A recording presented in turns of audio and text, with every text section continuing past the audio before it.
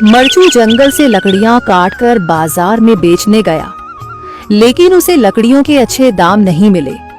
इस पर मरचू ने कहा, अरे भैया, इतने कम पैसे?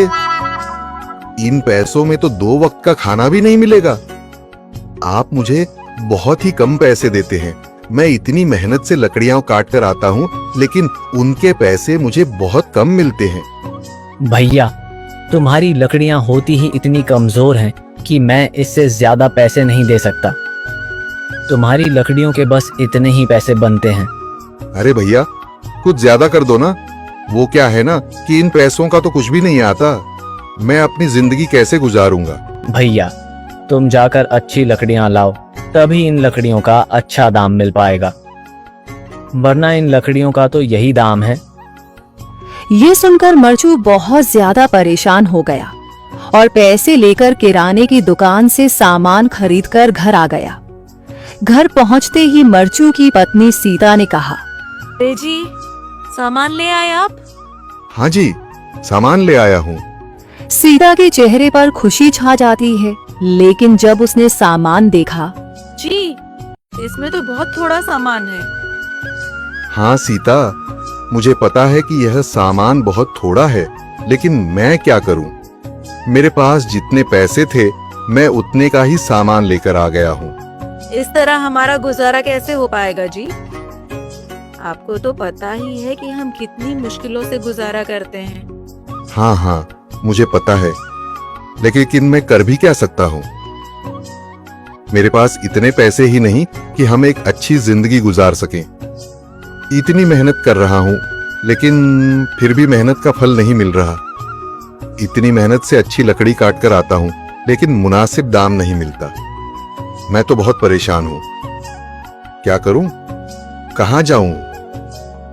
अरे जी, आप परेशान न हो, आप कोई और काम देख लें। मैंने कई बार काम तलाशने की कोशिश की, पर किसी ने भी मुझे काम नहीं दिया।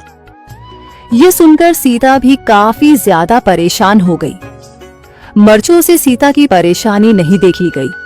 उसने अपनी पत्नी सीता से कहा, मैं फिर से जंगल की ओर जा रहा हूँ। अरे जी, अभी मत जाइए ना, वैसे भी शाम हो रही है। आप कल चले जाइएगा, अभी मत जाइए।